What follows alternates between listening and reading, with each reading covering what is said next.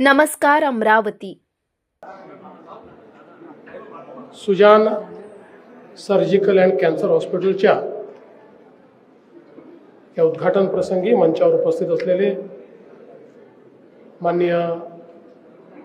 राज्यमंत्री पंकज भोयरजी, खासदार अनिल बोंडेजी,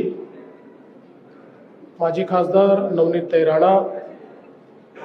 रवीजी राणा, प्रवीणजी तायडे, उमेशजी आवलकर, या ठिकाणी सुजान सर्जिकल हॉस्पिटलचे अध्यक्ष डॉक्टर राजेंद्र सिंग अरोरा, डॉक्टर नीता अरोरा, श्री रवींद्र अरोरा, श्री रामपाल सिंग अरोरा, या ठिकाणी उपस्थित सर्व भगिनी आणि बंधूंनो, मी डॉक्टर अरोरा आणि त्यांच्या परिवाराचे मनापासून अभिनंदन करतो आणि आभार मानतो की अमरावतीतल्या गरजू पेशंट करता सुजान सर्जिकल अँड कॅन्सर हॉस्पिटलची सुरुवात त्यांनी केली। आपल्याला कल्पना आहे की दुर्दैवाने कॅन्सरसारखा आजार हा अतिशय वेगाने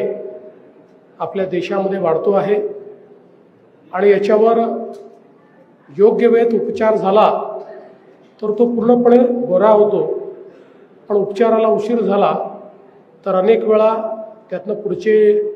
वेगवेगळे कॉम्प्लिकेशन होताना आपल्याला पाहायला मिळतात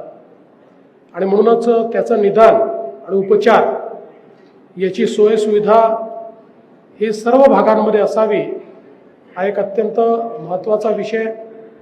राज्य सरकारच्या वतीनं देखील आम्ही महाराष्ट्र कॅन्सर ग्रीड ही त्या ठिकाणी उभी करतो, ज्याच्यामध्ये हब आणि स्पोक मॉडेलवर कॅन्सरच्या सेवा आम्ही देणार आहोत आणि त्यासोबत या संपूर्ण व्यवस्थेमध्ये महात्मा फुले जनआरोग्य योजनेचा उपयोग करून सुजान हॉस्पिटलसारख्या विविध हॉस्पिटल्सलाही या योजनेचा भाग करून सामान्यातल्या सामान्य माणसाला, गरीब माणसाला कॅन्सरसारख्या रोगावर त्या ठिकाणी कमी दरात किंवा मोफत उपचार मिळाले पाहिजेत अशा प्रकारचा देखील प्रयत्न राज्य सरकारच्या वतीनं होतोय आणि म्हणूनच या सगळ्या प्रयत्नांमध्ये Sujan surgical and cancer hospital एक अत्यंत महत्त्वाची भूमिका पार पाडेल